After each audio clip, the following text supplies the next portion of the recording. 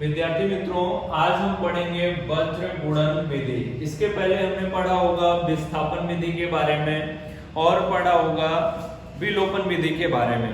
तो विलोपन विधि और विस्थापन विधि में जो होता था उससे बिल्कुल अलग यहाँ पे होने वाला है वज्र गुणन विधि में। वहां पे हम किसी संख्याओं को प्रतिस्थापित कर देते थे, मतलब दूसरी साइड भेज देते थे, या फिर ये हमारी विलोपन पद्धति में क्या करते थे कि किसी भी संख्या को गुणा करके हम x अथवा y के मान को बराबर करते थे। लेकिन वज्र गुणन विधि में ऐसा कुछ करना नहीं है। उन दोनों के लिए हमारे पास कोई फॉर्मूला नहीं था, लेकिन वज्र गुणन विधि के लिए हमारे पास फॉर्मूला है और हम उस फॉर्मूले का यूज कर सकते हैं। फिलहाल यहाँ पे देखेंगे, सबसे पहले जैसे वहां पे हमको बताया गया था, आपने पढ़ रहे हैं दो चर का रैखिक समीकरण, तो एक ax plus by plus c के रूप में हमारा दो चर का मूल समीकरण लिखा जाता है। अब ऐसे अगर हमारे पास दो समीकरण लिखे हो तो ये हो जाएगा ax plus by plus c बराबर 0। दोनों समीकरणों को हम एक जैसा नहीं रख सकते, मतलब अगर कोई भी व्यक्ति होता है तो उसके जैसा कोई दूसरा व्यक्ति नहीं होता है। तो यहाँ पे हम उसको बदलना पड़ेगा, यहाँ पे उसके मान को हमें बदलना पड़ेगा। पहले समीकरण में हम a1x b1y प्लस c1 बराबर 0 लिख सकते हैं। दूसरे को हम 2 के नाम से जान सकते हैं, a2x plus b2y plus c2 बराबर 0 के रूप में इस प्रकार से लिखा जाता है वज्र गुणन विधि में। इसके पहले की विधियों के जैसे ही x अथवा y का मान ज्ञात करना है, तो उसके लिए हम सबसे पहले यहाँ पे अभी हम फॉर्मूले की जानकारी ले लेते हैं। वो कौन सा फॉर्मूला है जो वज्र गुणन विधि के लिए लागू पड़ता है। तो x बराबर अगर हमको मान ज्ञात करना है तो उसके लिए हमें क्या करना होता है, BC और AC को लेना होता है। तो यहाँ पे हम फॉर्मूला याद करने का, जो फॉर्मूला हम 15 मिनट 10 मिनट पूरी तरह से अपना दिमाग उसी पे रखते हैं तो भी नहीं याद होता है, तो उसके लिए हमें केवल और केवल 4 संख्याओं को याद करना पड़ेगा। जैसे यहाँ पे हम बताते हैं BC माइनस BC बटे लिखते हैं AB माइनस AB। ये हमारा क्या है, स्ट्रक्चर है। अब इसमें हमें क्या है, संख्याओं को लिखना पड़ेगा। जैसे हमको याद करना है 12 21 बटे 12 21, 12 21 बटे 12 21 याद करना है, फॉर्मूला हमारा तैयार हो जाएगा। ये है 12, तो हम इसको लिख सकते हैं 12। ये है 21, तो हम यहाँ पे लिख सकते हैं 21। ये वापस हमारा 12, तो यहाँ 12, और ये 21 है तो यहाँ पे 21। फॉर्मूला हमारा तैयार हो गया केवल इन्हीं 4 संख्याओं को याद करने पर। अब इसी प्रकार से x का मान तो यहाँ से ज्ञात हो जाएगा, पर अगर y का मान ज्ञात करना हो तो उसके लिए क्या करना पड़ेगा, y के लिए हमें लिखना पड़ेगा AC माइनस AC बटे AB माइनस AB। दोनों में AB बटे AB माइनस AB दोनों में है, तो ये हमारा यहाँ भी आ रहा है, मतलब ये दोनों में कॉमन है, हर दोनों का क्या है, कॉमन है। तो यहाँ पर हम आगे और क्या कर सकते हैं इसके लिए, अब इसका हम फॉर्मूला बनाने के लिए क्या करेंगे, इसके फॉर्मूले में हम थोड़ा सा चेंज पाते हैं। 21 12 12 21 आ जाता है।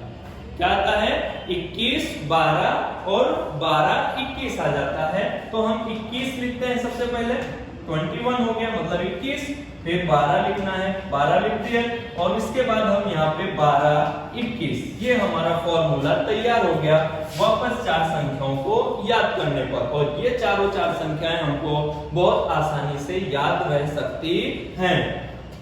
अभी हम फिलहाल पढ़ेंगे सवाल। अगर हमको सवाल सॉल्व करना है तो हम कैसे सवाल को सॉल्व करेंगे। जैसे हम एक एग्जांपल लेते हैं 8x प्लस 5y इक्वल 9 का। 8x प्लस 5y इक्वल 9 का एग्जांपल। और दूसरा हमारा होगा, दो समीकरण लेना है, 3x plus 2y, 3x plus 2y बराबर 4 का हम एग्जांपल लेते हैं। अब इसमें से हमें x और y का मान चाहिए, तो उसके लिए हमें सबसे पहले क्या करना पड़ेगा, 9 को पक्षांतर करना पड़ेगा। क्यों करना पड़ेगा, क्योंकि यहाँ पे हमारा मूल समीकरण दोनों लिखा हुआ है, तो हम इसको सही कर सकते हैं। 8x प्लस 5y माइनस 9, क्योंकि प्लस में है तो आया किसमें, माइनस में। दूसरे समीकरण में भी यही प्रक्रिया कि यहाँ पे हम लिख सकते हैं 3x प्लस 2y माइनस 4 बराबर 0 लिख सकते हैं। अभी हम यहाँ पे जो हमारा a1, a2, b1, b2, c1, c2 लिखा हुआ है, इसके मान को लिख देते हैं। तो यहाँ पे a1 बराबर हो जाएगा हमारा 8, b1 बराबर हो जाएगा हमारा 5 और c1 बराबर हो जाएगा माइनस 9। अब ये माइनस का 9 क्यों लिखा गया भाई? माइनस का 9 इसलिए लिखा गया है क्योंकि मूल समीकरण हमारा आता है प्लस में, इसलिए यहाँ पे हमने इसको किसमें लिखा हुआ है, माइनस में। और आगे सॉल्व करते हैं, a2 का मान लिखते हैं तो a2 का मान हमारा 3 हो जाएगा, b2 का मान हमारा 2 हो जाएगा और c2 का मान हमारा माइनस 4 हो जाएगा। अभी हमें सबसे पहले ज्ञात करना है x का मान। तो x का मान ज्ञात करने के लिए फॉर्मूला मैंने यहाँ पे लिखा हुआ है, उस फॉर्मूले का यूज यहाँ पे करना है। हमने क्या लिखा था सबसे पहले, BC माइनस BC बटे AB माइनस AB। हमको क्या याद रखना है, 12 21 12 21। तो 12 21 और 12 21 लिख दिया, सबकी वैल्यू रखते हैं। x बराबर हो जाएगा हमारा b1, b1 की वैल्यू यानी b1 का मान हमारा यहाँ पे लिखा हुआ है 5 गुणे c2, c2 का मान है माइनस 4 माइनस b2 का मान यहाँ पे हमारा जो लिखा हुआ है वो है 2 गुणे c1 का मान माइनस का 9 बटे में a1 का मान हमारा है 8 गुणे b2 का मान हमारा है 2 माइनस a2 का मान है हमारा 3 गुणे b1 का मान हमारा है 5। और आगे सॉल्व करेंगे, ये हो जाएगा हमारा x बराबर 5 में 4 का गुणा हुआ माइनस का 20 और ये माइनस माइनस हो गया प्लस। यहाँ पे 2 का पारा 9 बार पढ़ेंगे, कितना हो जाएगा 18 पूरे के बटे में, ये हो जाएगा हमारा 2 8 16 माइनस 15। और आगे सॉल्व किए तो क्योंकि 8 दूना 16 3 बचे 15। अब यहाँ पे हम दोनों चिन्ह अलग अलग हैं, एक प्लस में है दूसरा माइनस में, तो माइनस हो जाएगा।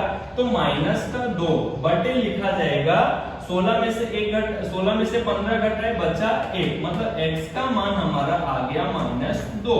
अभी हमको चाहिए y का मान। अगर हमको y का मान चाहिए तो हम उस मान को यहाँ पे ज्ञात कर सकते हैं। हम फॉर्मूला लगाएंगे, y बराबर, y के लिए मैंने क्या लिखा था 21, क्या सॉरी AC माइनस AC लिखा हुआ था बटे AB माइनस AB। तो AC हमारा y बराबर AC माइनस AC बटे AB माइनस AB। उसके लिए हमने क्या बताया था 21 12, यहाँ पे 21 12 12 21 लिखना है। तो यहाँ पे हम y का मान लिखेंगे तो y बराबर हमारा होगा a2, a2 का मान यहाँ पे हमारा 3 गुणे लिखा हुआ है c1, c1 का मान हमारा माइनस का 9 है माइनस a1, a1 का मान हमारा यहाँ पे 8 है गुणे c2, c2 का मान हमारा माइनस का 4 है पूरे के बटे में। अब ये वाली संख्या लिख सकते हैं, नहीं तो मान रखो चलेगा। a1 का मान हमारा 8 है गुणे b2 का मान हमारा 2 है माइनस a2 का मान हमारा यहाँ पे 3 है और गुणे यहाँ पे b1 और b1 का मान हमारा 5 है। और आगे सॉल्व किए तो ये y इक्वल हो जाएगा 9 का पहाड़ा 3 बार पढ़ेंगे तो -27, माइनस माइनस हो जाएगा प्लस। 8 में 4 का गुणा किए तो 8 चौको 32 बटे हो जाएगा 16 माइनस हो जाएगा 15। y बराबर हो जाएगा यहाँ पे माइनस, वापस प्लस माइनस माइनस होता है तो 27 में से 24 माइनस किए तो 3 आया, 3 बटे 1। y बराबर हमारी वैल्यू आ जाएगी -3 और हम यहाँ पे पूरा मान लिख सकते हैं x, y इक्वल हो जाएगा -2, -3। ये होगा हमारा आंसर और हम सॉल्व करेंगे सवाल को वज्र गुणन विधि से।